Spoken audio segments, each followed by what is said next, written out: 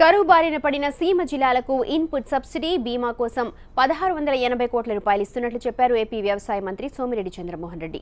అనంత జిల్లా టీడీపీ నేతలు వెలగపూడిలో సీఎం చంద్రబాబుతో సమావేశమయ్యారు. జిల్లాలోని కరువు పరిస్థితుల గురించి ఆయనకు వివరించారు. ఈ సందర్భంగా ఇన్పుట్ సబ్సిడీ బీమా గురించి చర్చించి నిర్ణయించారు.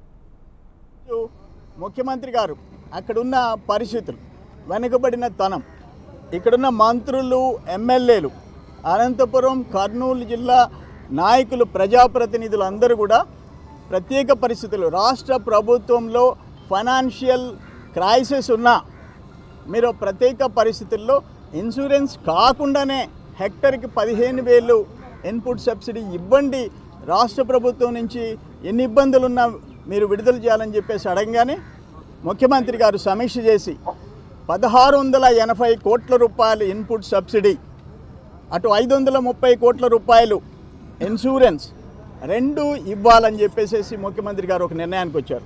దాని ప్రకారం ఇక్కడ 12,07,156 హెక్టర్లకి 12,07,156 హెక్టర్లకి 13,21,212 మంది రైతులకి 1680 కోట్ల రూపాయలు ఇచ్చేదానికి నిర్ణయం తీసుకున్నారు. అదేవిధంగా ఇన్సూరెన్స్ వచ్చేటప్పటికి 11,17,000 హెక్టార్లకి దాదాపు 6,81,000 మంది రైతులకు 534,22 రూపాయలు 534,22 రూపాయలు ఇన్సూరెన్స్ ఇచ్చేదానికి నిర్ణయం తీసుకున్నాం. ఇన్సూరెన్సు యాజ్ ఇట్ ఈజ్గా ఎవరి క్లెయిమ్ వచ్చిందో వాళ్ళకి వెళ్తుంది.